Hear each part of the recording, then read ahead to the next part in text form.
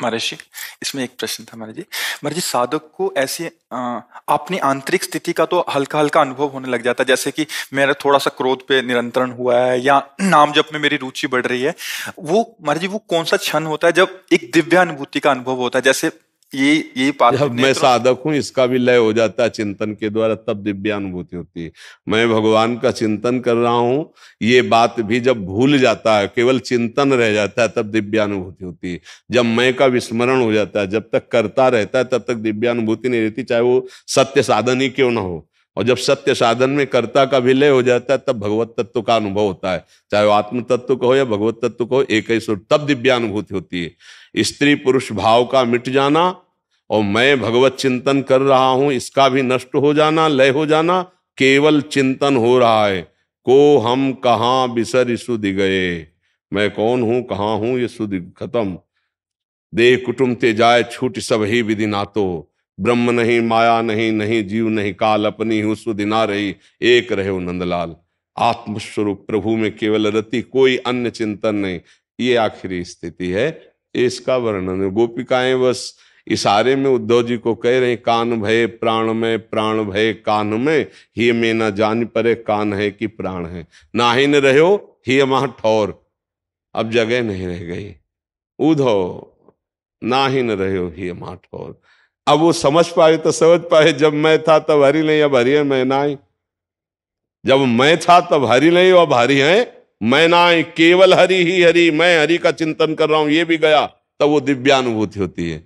वही भगवत स्वरूप महात्मा हो जाता है, चाहे गृहस्थ हो चाहे विरक्त हो। अब उसमें और भगवान में कोई अंतर नहीं। उसका मन भगवान, उसका बुद्धि भगवान, उसका चित्त भगवान, उसका अहम भगवान, उसकी चेष्टा भगवत स्वरूप, उसकी वाणी भगवत स्वरूप, उसका दर्शन भगवत स्वरूप, और वो भगवत प्राप्ति कराने में समर्थ होता है। जो ऐसा होता है, सातरति सातरति सा लोकान तारयति, मम भक्ति युक्तो भुवनम पुनातु, वो लोक के लोक पावन कर सकता है, पर ऐसा करना बहुत कठिन है। दो चार दस माला चला लेना, घंटा दो घंटा साधना कर लेना, और इसके बाद विषयों का बैलेंस बनाकर मन को थामे रहना, ये चलता रहता है। लेकिन मन को निर्विषय करके सच्चिदानंद में एकाकार बुद्धि तदाकार तन्मयता, लाखों भक्तों में कोई एक, लाखों साधकों में कोई एक, बिरला गुरु कृपा पात्र ऐसी स्थिति को प्राप्त होता है जी। अब चूंकि आध्यात्मिक की ऊंचाई की बात है तो सब पता नहीं सबकी समझ में आवे कि ना, पर जो साधक हैं वो तो समझ ही रहे हैं। जब तक देह शुद्धि है तब तक स्थिति का कोई महत्व नहीं है। जब देह शुद्धि विस्मृत होकर के फिर महर्षि जो अनुभव होता है वो अंदर का अनुभव भी होता है, बाहरी चक्षु नेत्रों से भी हम, जैसे महर्षि आपने कभी एक अंदर सत्संग। जैसा चिंतन चलता है वैसे ही बाहरी दिखाई देता है। इन इंद्रियों की ताकत नहीं है कि अंदर के चिंतन से रहित कुछ देख लें। जैसे हमारी आंख खुली हो, हमारे अंदर चिंतन चल रहा है किसी कामिनी का, भोग वासना जनित, तो सामने भगवान की छवि हो तो दिखाई नहीं देगी, केवल कामिनी दिखाई देगी और उसकी भोग वासना। ऐसे वो कामिनी के संग है, भोग वासना की स्थिति है, लेकिन उसका चिंतन सच्चिदानंद में तो कहीं कुछ नहीं है।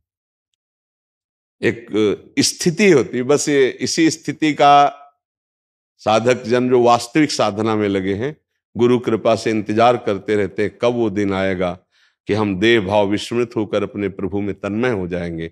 पर वो अथक परिश्रम अर्थात पूर्ण पुरुषार्थ, कायर पुरुषों को नहीं स्थितियां प्राप्त होती। जिद्दी स्वभाव, हठी स्वभाव, जिसमें लगा उसमें लगा, तन्मयता प्राप्त, हारता है तो भी।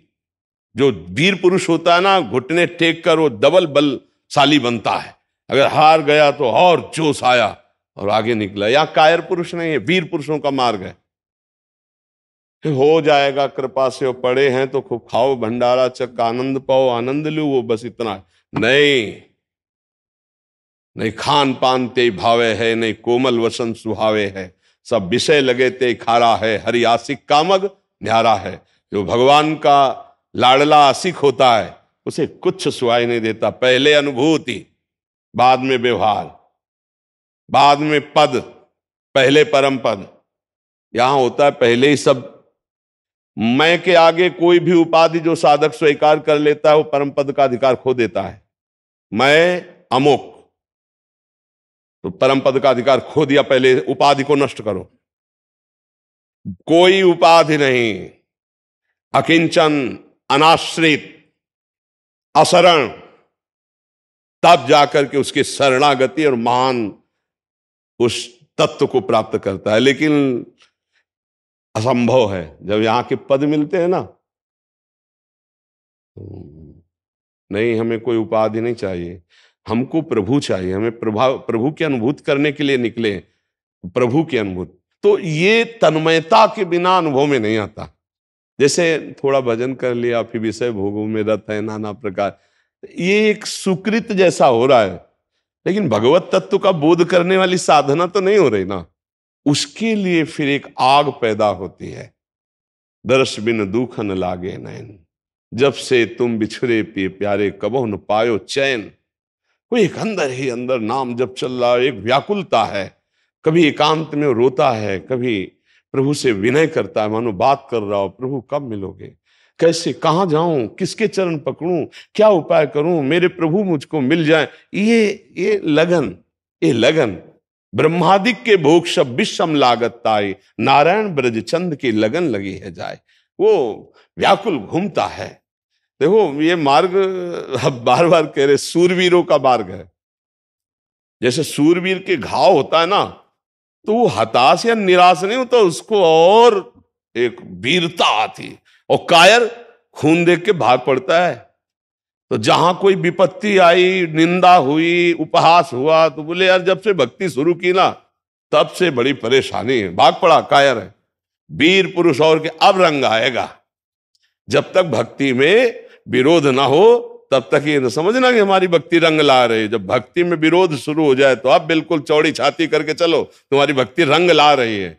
डंडे में झंडा फहराता है, डंडा होते हैं विरोधी, प्रतिकूल, तब भक्त का झंडा। आज तक किसी भक्त का यश हुआ है तो उसके नीचे डंडा विरोधियों का लगा रहा है। मीरा जी तो देवरई, विक्रम राणा भारी विरोध, नरसिंह जी तो उनकी भाभी जी विरोध में, विभीषण जी तो भैया रावण, विरोध घर ही में पैदा करके ऐसा समाज का विरोध, लोक व्यवहार का विरोध। तब समझे कि हाँ भक्ति अब रंग ला रही। जब उपहास हो, गालियां मिले, हर तरह के संकट उपस्थित हो जाए, तब मस्त हो जाओगे, अब हमारी भक्ति रंग लाने वाली है, भरी मिलने वाले। तो ये कायरों का मार्ग नहीं है, ये सूरवीरों का मार्ग। इसीलिए नाम जप करो, नाम जप से आप में बल आ जाएगा, नाम जप से आप में ज्ञान आ जाएगा, नाम जप करने से दिव्य अनुभूतियां, दिव्य महापुरुषों का। आपको अंदर की बात बता रहा हूं, हृदय की। जैसे हम राम राम जपे, तो जितने राम जापक संत हैं सबका कृपा प्रसाद मिलेगा। हम राधा राधा जपे, तो जितने राधा जापक संत हैं सबका कृपा प्रसाद। हम प्रणव जप रहे हैं गुरु प्रदत्त, तो जितने प्रणव जपने वाले महात्मा है सबका कृपा प्रसाद, तब वो सिद्ध होता है। हमारे केवल बल से सिद्ध नहीं होता, उन महापुरुषों के कृपा प्रसाद से वो नाम उसके हृदय में जागृत हो जाता है। खूब नाम जप करो, आहार शुद्ध रहेगा तो नाम जप सही होगा, विचार शुद्ध रहेंगे तो आचरण शुद्ध रहेंगे, आचरण और विचार शुद्ध है तो वास्तविक भक्त है, आचरण भ्रष्ट है, विचार खराब है, तो नौटंकी नाटक करने से भगवान की अनुभूति नहीं होती है। पक्का समझो, चरित्रहीन चाहे गृहस्थ हो चाहे विरक्त हो, कुछ नहीं है उसके पास। चरित्र पहला प्रमाण है कि आपकी साधना ठीक है, विचार आपका प्रमाण है कि आपका भजन ठीक है। तो बस हम अपने विचारों से पावन रहे, चरित्रों से पावन रहे, तो देखो पावन प्रभु का नाम कितनी जल्दी आपकी दिव्य अनुभूतियों का पिटारा खोल देगा। एक से एक दिव्य अनुभूति अब आपके हृदय में होने लगी। फिर बता नहीं सकते आप, पक्का समझिए। आप किसी को बताते हैं कि आप कितने रुपया बैंक में जमा किए हो, कितने जेब में है, चुपचाप रखें। कोई कहे क्या है, कुछ नहीं, ऐसे खुजली हो रही थी, नहीं। और स्वप्न में भी अगर एक महात्मा आ गया है तो माइक से बोलेंगे, हमें स्वप्न में अमुक महात्मा, क्यों, वाह भाई तुम्हें स्वप्न में हम, इसका मतलब अनुभूति नहीं हुई है। क्योंकि असली धनी अपने धन को छुपाता है। गांव का गरीब आदमी अगर 500 रुपया पाता है ना, तो 50 पैसा का उस समय जैसे पान लगता था, तो वो 500 निकालेगा, क्योंकि गरीब आदमी ना दिखाने के लिए कि मैं धनी हूं। और धनी होगा तो 4 जेबों में छोड़ो कि 50 पैसा है कि, अगर कम वाला निकालेगा, समझ रहे हो। जो असली भजनानंदी होगा वो जब बात करे ना, कहेगा भाई बहुत नीच और अधम हूं, बस आप सबकी कृपा का ऐसा। और जहां 2-4 माला होते हैं तब लगता है कि आप तो बाबा जी होके उतना भजन नहीं करते जितना हम गृहस्थों के कहे ना कहे अंदर रहेगा। अंदर कमजोर भजनानंदी का अहम बढ़ता है और गुरु कृपा पात्र भजनानंदी के अंदर दैन्यता बढ़ती है।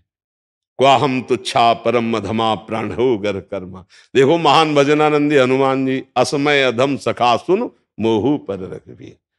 जहां भजन है वहां दैन्यता है, जहां अहम है वहां विकार है। भजन का नाटक हो सकता है, भजन नहीं। अहंकार में भजन नहीं होता, उसमें भजन का नाटक होता है। और दैन्यता में नाटक नहीं होता, भजन होता है। इसलिए छोटी मोटी अनुभूतियों की कभी चर्चा भी ना करें। जिसका 1 अरब लक्ष्य हो उसे 100 रुपया दे तो खुशी होगी क्या? जिसका भगवान लक्ष्य है उसको छोटी मोटी अनुभूतियों से खुशी होगी क्या? वो और जल जाएगा। नहीं, मुझे आप चाहिए, छोटी मोटी अनुभूतियां सिद्धियां नहीं, मुझे आप चाहिए। भक्त को छोटी मोटी सिद्धि, छोटी मोटी अनुभूतियां कुछ नहीं।